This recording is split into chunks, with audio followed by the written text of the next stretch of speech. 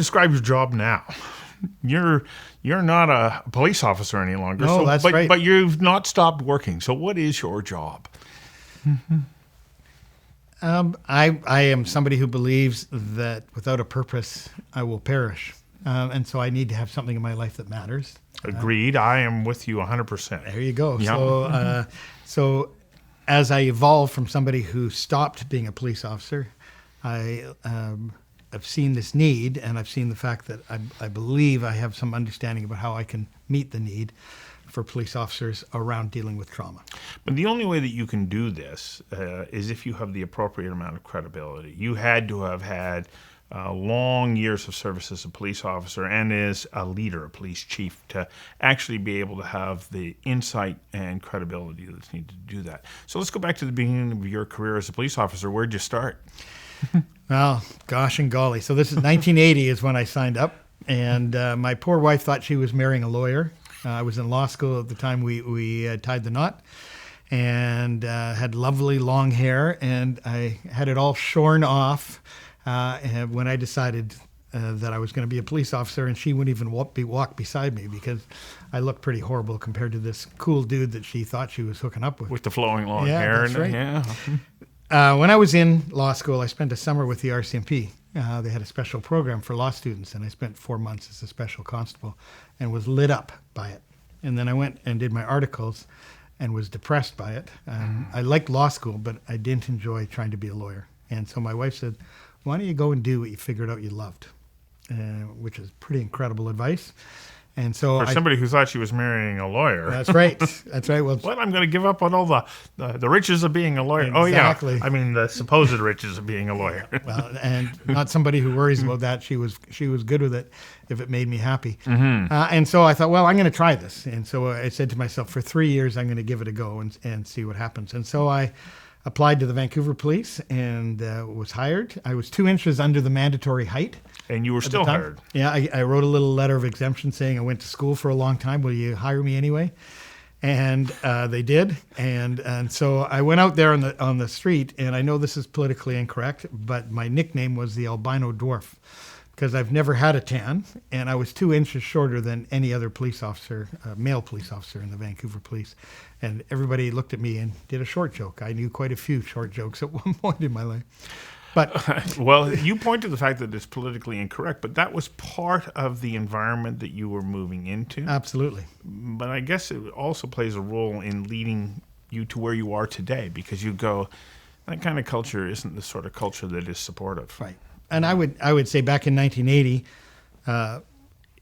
I'm still a white male. Mm-hmm. But if you were different in other ways, ethnically different, a female, gay, or a member of the LGBTQ community, this was not a chance. Yeah, really tough. And there were women who were making it, but they were dealing with a lot more crap than I was. Yeah. And so 1980 is not something to be proud of when it came to policing and those issues of looking after each other. Yeah, but you have also been a part of, by your very participation, the transformation that is underway. Sure. We're seeing a different culture emerge. Absolutely. You know, a police department back then was probably closer to being a somewhat paramilitary organization. Absolutely. Rather than a service department that is helping to keep a community safe, which I think, you know, is more the way that we're moving in policing, particularly here in British Columbia. Absolutely.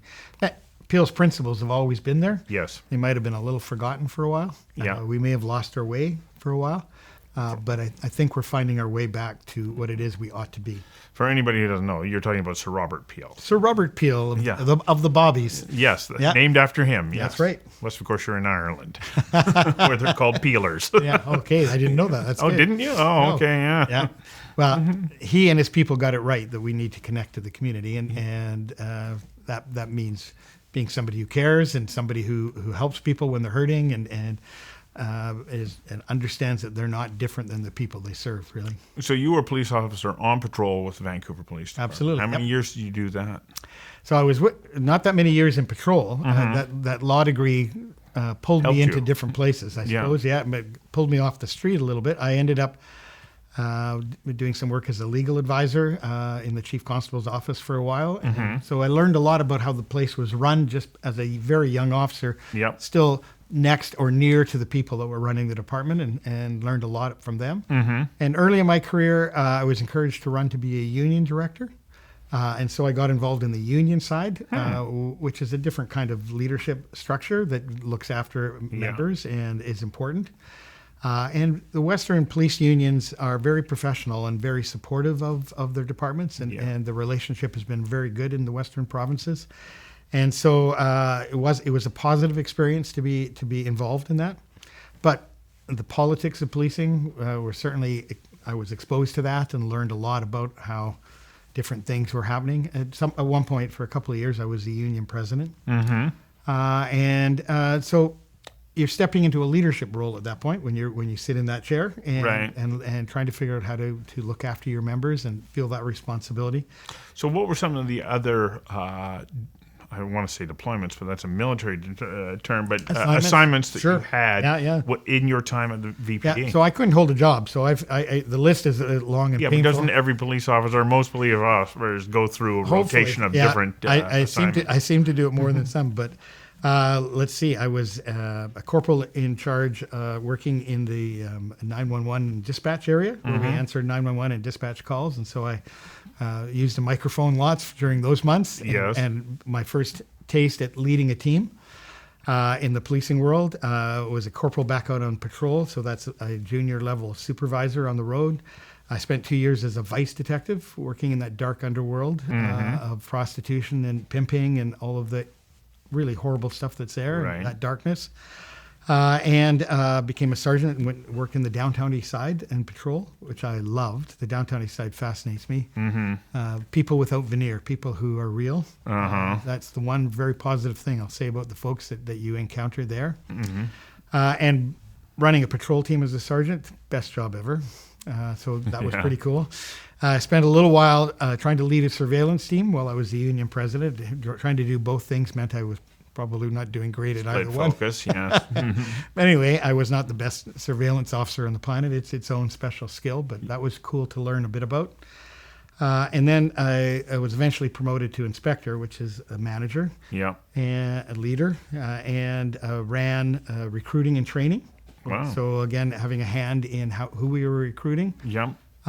One of the things I brought to that was that we were not getting rid of the people who weren't best suited to this work, and I actually brought in a process for removing people while they were on probation if they weren't the right person, something Vancouver wasn't good at the time. A weekend promotion, not promotion, I suppose, I don't know, but on Friday somebody told me on Monday I'm in charge of HR, so that's how the things work. Somebody left the organization and I became the head of HR for a period of time. And eventually was promoted to deputy chief. And under Jamie Graham, he was the RCMP officer who came in. And I asked Jamie if I could have the operations chair, even though a lot of my time had been on the admin side of the house. And he let me become the operations deputy chief. And that was one of the best jobs I could ever have as well. Why? What made that such a good assignment? I was somebody who had become a student of William Bratton, who was the commissioner of the NYPD in 1994. And the gentleman who developed with his Jack Maples, his deputy commissioner, ComStat. But the principle he stood for was this, and policing had lost its way, that they really weren't responsible for the crime rate, that was really up to social demographic determinants. But William Bratton said, actually, it turns out people are causing crime and they can be stopped. And he said, police department's job is to make a community safe, and you can do that. There are no excuses. I was a student of that. I'm like, we have lost our way. And so when I asked for that chair, it was so I could try out the principles. You had to do it differently than they did it in New York. And not everything went perfectly in New York. I'm not saying it did. But they dropped the crime rate in New York by 75% in the 90s. And so we began transformed the city. Yeah, totally did. It became a safe place to be, right? And it wasn't. In Manhattan, you couldn't go out at night, but now you can. And that makes such a difference to a community. And so for the Vancouver Police Department, our team began to work on that, and I got the chance to do those things. So that's why I wanted that chair, was to try that out. And from there, how many years had you been with the police department, Vancouver Police Department, by that point? Oh, when I got to that chair, maybe 22 years. Okay. So what got you to Abbotsford? Well, so fast forward, Jamie Graham retires or is retiring, and I'm competing for chief. Mm-hmm. And a wonderful colleague named Jim Chu is also competing for chief. Mm-hmm. And fair and square, the man wins the job. And we look at each other, and he says, I'm going to move you out of that spot. And I went, hang on to that. Maybe what the best thing would be is if I was somewhere else, because, love you, but I would like to be in the number one chair still. Yeah. And so I applied to go out to Abbotsford and to be the chief there. There was an opening. And There was an opening, absolutely. The way it works. So what year was that? 2008. And you were in that position for how long? 10 years. 10 years.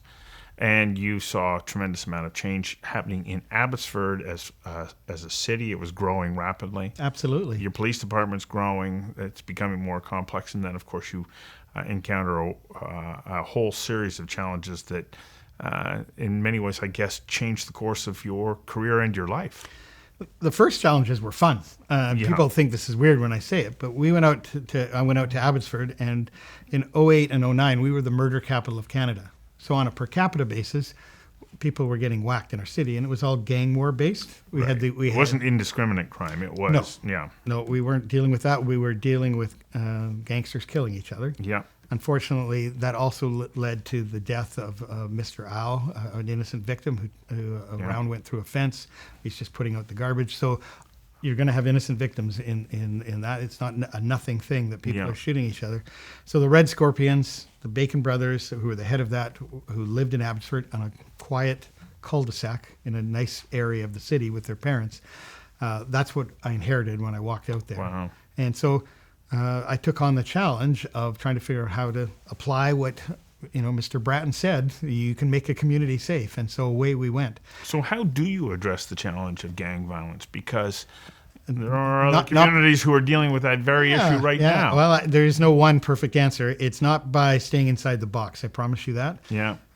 If you have a look at internet, you can see the the Christmas cards I sent to gangsters at one point. I went a little viral when I dressed up in a Christmas suit and put my ERT tactical gear on top of that and asked the gangsters in a Christmas card that we sent them which list they wanted to be on this Christmas, whether they were going to be naughty or nice. So we did a lot of very fun things, but we, more seriously, we put a lot of effort into going to every school. Yeah. And presenting to the kids about what was going on and the truth about the gangs. And you have to be really honest and straightforward with kids and don't talk down to them about what they're facing. We actually tried to talk to all the parents of the school-age kids and to help them understand that their kids were being immersed in gang culture, the music, the games that they were playing to, the clothing that they wear, all were real components of being drawn into the gang world. Mm-hmm. At the same time, we created a gang squad and did a ton of work around arresting people. One year we executed over 100 search warrants. So we tried to come at it from a whole bunch of angles. You were putting pressure on these people. Absolutely. Our stated goal was this: Abbotsford is going to be a crappy place to live if you're a gangster. And it worked. It worked. We got rid of that. In 2011, we had no murders. Now, wow. As time went by, pretty quickly. Sure. As time went by, though, we entered into another gang war, and this time a little bit more focused in the South Asian community, and so we struggled in the last few years to take on. And you couldn't.